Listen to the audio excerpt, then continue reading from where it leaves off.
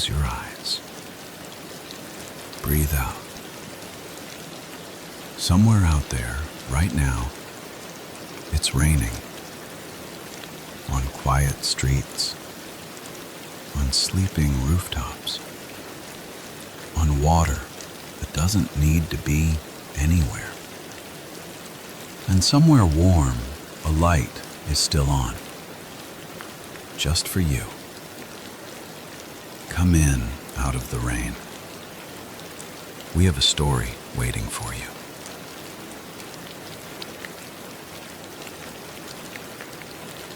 The desert was never meant to hold rain like this. Yet tonight, it did. Rain drifted down from a quiet sky, soft and endless, tapping gently against the metal wing of a stranded plane. Each drop landed with a delicate, steady rhythm, as though the sky had decided, at last, to speak in whispers instead of silence. The sand had darkened into warm shades of gold and amber, drinking in the water slowly, releasing a scent that had been waiting a very long time to return. It was the smell of something remembered, rather than something new. Beneath the shelter of the wing, the pilot sat quietly. He had long since stopped trying to fix the engine for the night. The tools lay beside him, forgotten for now, their edges softened by the dim light and the steady rain. He listened. Tap. Tap. Tap. The sound was simple, but it filled the space around him completely. I had forgotten this sound, he whispered. The rain answered gently, tapping back against the metal as if it understood. I used to draw, he said after a while, his voice softer now. When I was younger, I used to draw all the time. The wind did not answer. Only the rain remained. Could you draw me a small creature? The voice came so quietly that at first, the pilot thought it might have been part of the rain. He opened his eyes. Standing just beyond the wing in the open rain was a small boy. The drops rested lightly on his shoulders and hair, but he did not seem cold or uncomfortable. He stood as though the rain belonged there, as though it was simply another part of the moment he had stepped into. Did you say something? The pilot asked. Yes, the boy replied gently. Could you draw me a small creature? The pilot blinked, glancing briefly at the empty horizon before returning his gaze to the boy. Out here? He asked. In the rain? The boy nodded. I don't mind the rain, he said. There was no hesitation in his voice, no impatience, only a calm certainty that made the request feel strangely natural.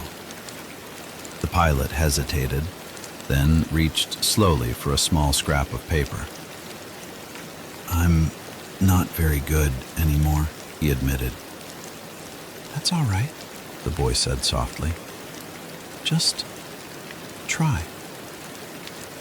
They sat together beneath the wing, the quiet shelter holding them just apart from the open rain. My home is very small, the boy said. How small? The pilot asked, beginning to sketch. So small, the boy replied, that I can walk around it in just a few steps.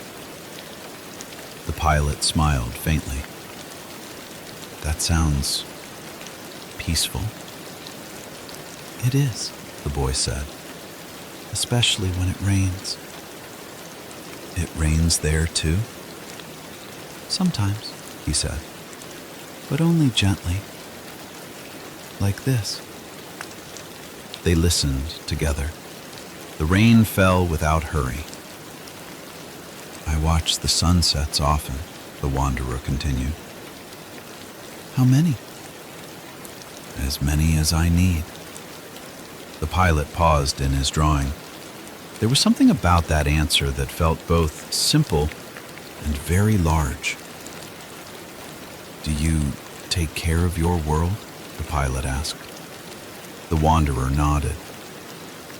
"There are small sprouts," he said. "They appear quietly after the night." "And what do you do with them?" "I pull them out," he answered, "carefully." "Why?" The boy watched a drop of rain slide slowly from the edge of the wing before it fell. "That was because if I wait," he said, "they grow too strong." The pilot looked out across the damp sand. Small things. Quiet things. Things that might be missed if you weren't paying attention. "So small things matter," he said.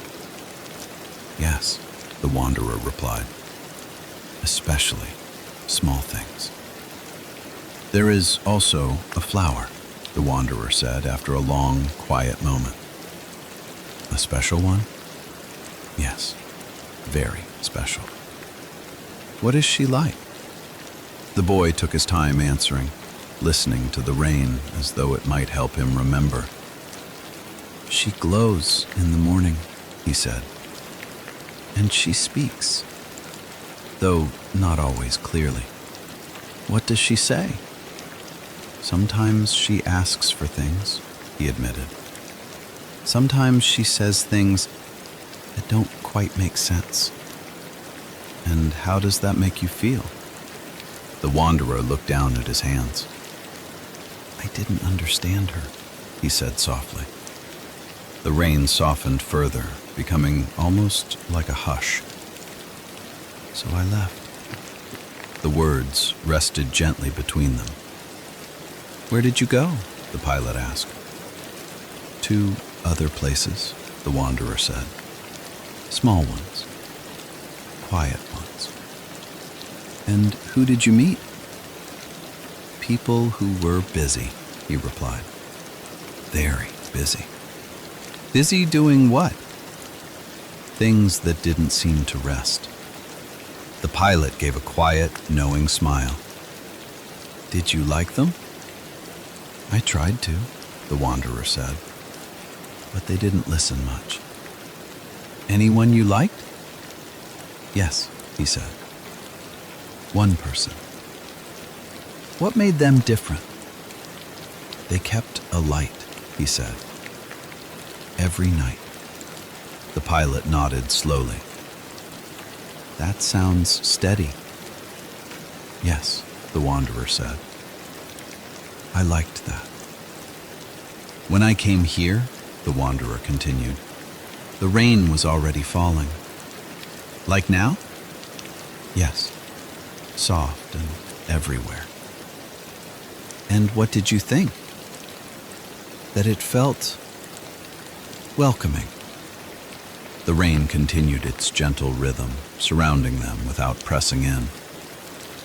"I walked for a long time," he said. "And then?" "I met someone." "A squirrel?" the pilot asked. The wanderer nodded. "She sat very still," he said, "watching the rain." "What did she say?" "She asked me to sit." "And did you?" "Yes." "What happened then?"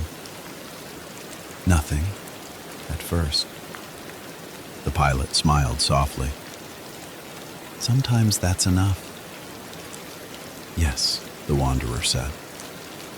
She said, "If you come back tomorrow, we can begin." "Begin what?" "Knowing each other." "And did you return?" "Yes, every day." She would bring small things, he added. Seeds, pieces of bark, quiet little treasures. "And you?" "I brought time." The pilot nodded slowly. "That sounds like a fair exchange." The wanderer smiled faintly. "And then?" She said, Now you are part of my world.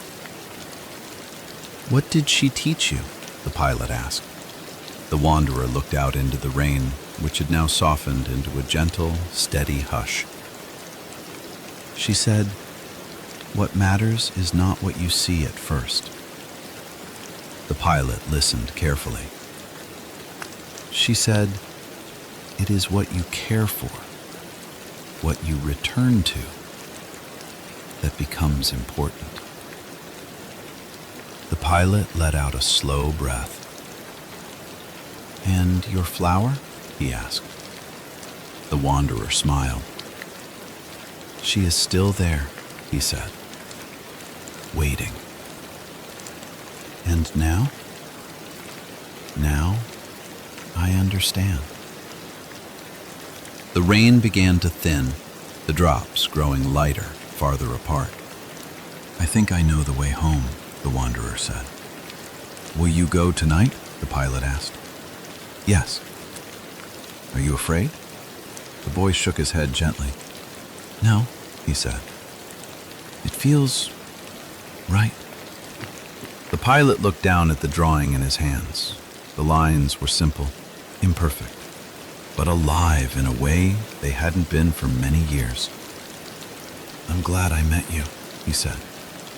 The wanderer smiled. "I'm glad you remembered how to draw."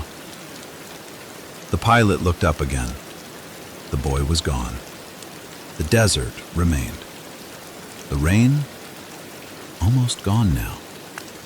Only a few quiet drops remain now, resting softly against the world. The air is calm. The sand is still, holding the memory of rain deep within it. And somewhere far away, a small world turns gently beneath a quiet sky.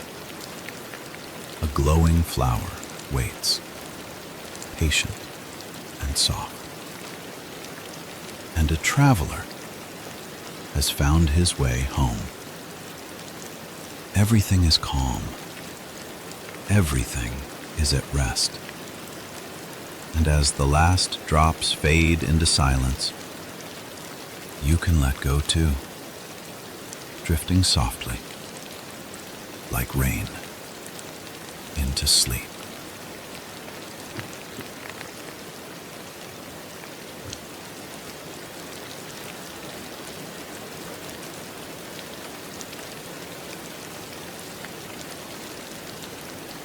And so the rain continues, as it always has, steady and unhurried, asking nothing of you. You don't need to go anywhere now. You don't need to do anything. Just breathe. The rain will stay with you all through the night. You are warm. You are safe. And you are exactly where you need to be. This has been Stories in the Rain. Subscribe for more. Good night.